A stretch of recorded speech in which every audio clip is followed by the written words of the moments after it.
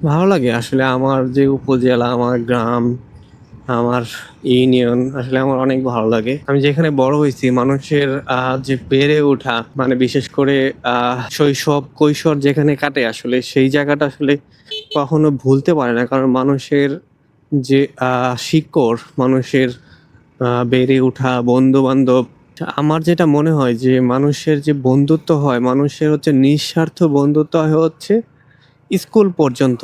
আর আ college, ইউনিভার্সিটিতে ওইখানে আম হার্টটা একটু শক্ত হয়ে যায়। মানে হয় তারপরও হয়। কিন্তু তারপরে মানে ইউনিভার্সিটি থেকে বের হওয়ার পরে আর কোনো বন্ধুত্ব হয় না। যা হয় মানে ওটা হচ্ছে কংক্রিট বন্ধুত্ব। মানে আ আত্মিক কোনো বন্ধুত্ব না। আর আমার যেহেতু আ প্রাইমারি স্কুল, হাই স্কুল আ সবই কাটছে এই যে এইখানেই। তো আমার আসলে ওই টানটা আছে এইখানের প্রতি। মানে আমাদের যে এলাকার প্রতি ছোট, ছোট অনুভূতি সবকিছুই আসলে বয়ে নিয়ে চলা লাগে জীবনে।